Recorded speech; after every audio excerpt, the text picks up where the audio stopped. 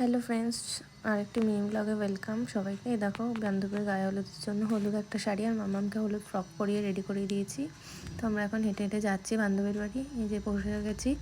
তো এখানে এসে ওকে খুঁজছিলাম, তবে দেখলাম ও ফটোশ্যুট করতে গেছে। বৃদ্ধির লোকের ফটোশ্যুট যেটা হয় সেটাই করছিল পাশের গলিতে। তার একটু পরে ওর গায়ে হলুদের তত্ত্ব চলে এসেছিলো।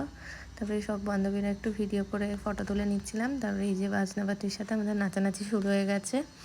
মাম্মামা ওখানে একটা ফ্রেন্ড পেয়ে গেছে। ফ্রেন্ড না, ওটা ওর ভাই হয়, আমারই এক বান্ধবীর ছেলে। ওই যে দেখো, ওরা দুজন মিলে খুব মজা করছে আর নিচেই যাচ্ছে তখন থেকে। তারপরে এই যে জল সইতে আমরা বেরিয়ে পড়েছি। ওখানে গিয়ে তো খুব নেচেছি।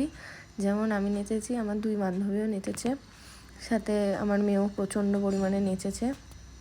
তো নাচানাচি সব করার পরে জল টল ভরে নিয়ে চলে আসলাম বাড়ির সামনে। সে একটু নাচানাচি করে নিয়েছি। তো তারপরেই চলে গেছিলাম সোজা ছাদের ওপর।